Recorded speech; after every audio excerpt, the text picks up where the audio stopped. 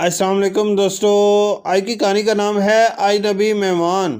یہ چند ماہ پہلے کا واقعہ ہے، مگر میرے لیے انتہائی یادگار بن گیا ہے، کیونکہ یہ نہ صرف یادگار ہے بلکہ خاصا پراسرار اور دلچسپ بھی ہے۔ میرے BA کے امتحانات ہونے والے تھے، مگر ان سے کچھ 30 دن پہلے اچانک میری طبیعت خراب ہو گئی۔ کئی روز تک بستر سے ہلا جلا بھی نہ گیا۔ نکاہت اس قدر تھی کہ بستر سے اٹھتی تو سر چکرانے لگتا اور مجبوراً مجھے دوبارہ لیٹ جانا پڑتا۔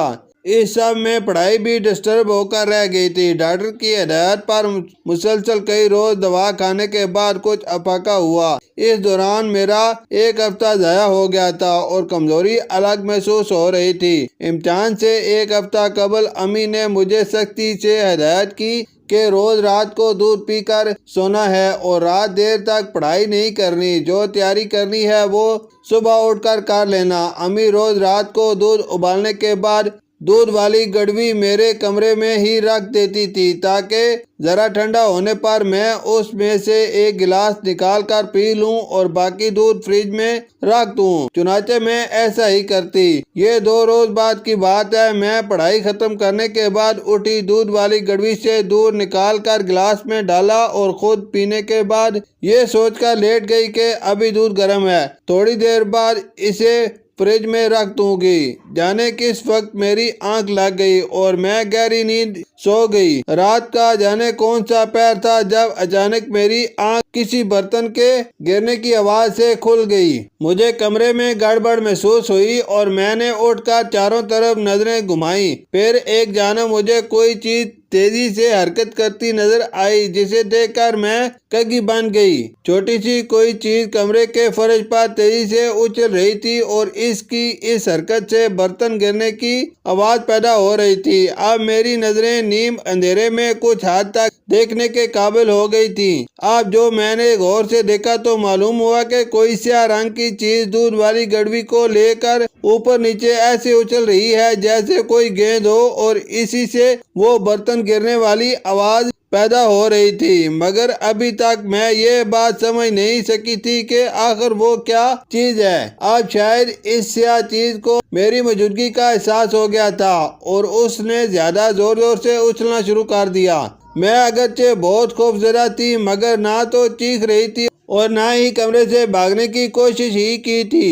پھر میں نے ہمت جمع کی اور اٹھ کر کمرے کی لائٹ جلا دی۔ اب منظر واضح تھا، سو میں نے گڑوی کی طرف غور دیکھا اور بے اختیار میرے منہ سے نکلا۔ سیاہ رنگ کی بلی گڑوی میں منہ پھنسائے بیٹھی تھی۔ اب چونکہ اس کا منہ گڑوی کے چھوٹے سے منہ میں پھنس کر رہ گیا تھا، اس لیے وہ اپنی جھنجھلاہٹ اچھل کود کر دکھا رہی تھی۔ کمرے میں ادھر سے ادھر اس کی بھاگ دوڑ ایک عجیب منظر پیش کر رہی تھی اور مجھے سمجھ نہیں آ رہی تھی۔ بلی اس قدر اشتعال میں تھی کہ اسے پکڑنا بھی ممکن نہ تھا۔ اس دوران میرے کمرے سے آوازیں سن کر امی اور بھائی بھی آ گئے۔ اب سب کے سامنے وہی منظر تھا جسے میں کئی منٹ سے دیکھ رہی تھی۔ کسی کو بھی میری طرح اس صورتحال کا حل سمجھ نہیں آ رہا تھا۔ پھر قدرت نے خود ہی اس کا حل نکال دیا۔ بھاگتی ہوئی بلی اچانک دیوار سے ٹکرائی اور پھر اس نے زور سے اپنے سر کو جھٹکا دیا۔ تبھی اس کا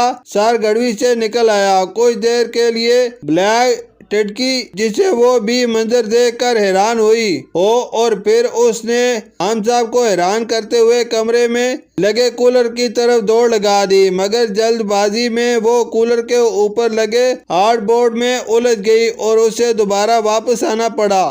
اب اس کے تیور اور خطرناک تھے۔ وہ گھراتی ہوئی ادھر ادھر بھاگ رہی تھی اور اسے راستہ نہیں مل رہا تھا۔ پھر وہ میرے کمرے سے باہر نکلی اور ٹی وی لاؤنج کی طرف دوڑی۔ اب بھائی نے آگے بڑھ کر ٹی وی لاؤنج سے باہر جانے والا دروازہ کھول دیا۔ بلی فوراً اس طرف آئی اور باہر نکل گئی۔ یوں یہ معاملہ ختم ہو گیا۔ اب اس بات پر غور شروع ہوا کہ بلی کے ساتھ کیا اور کیسے ہوا۔ سب کی مشترکہ تفتیش سے یہ بات سامنے آئی کہ رات کسی وقت بلی کولر کے راستے سے میرے کمرے میں آئی تھی اور اس نے دودھ کی خوشبو سے مجبور ہو کر گڑوی کے اندر پڑا ہوا تھوڑا سا دودھ پینے کے لیے اپنا منہ اندر تک گھسا دیا تھا۔ بس پھر اس کے ساتھ وہی ہوا جو اوپر بیان کر چکی ہوں۔ شکریہ۔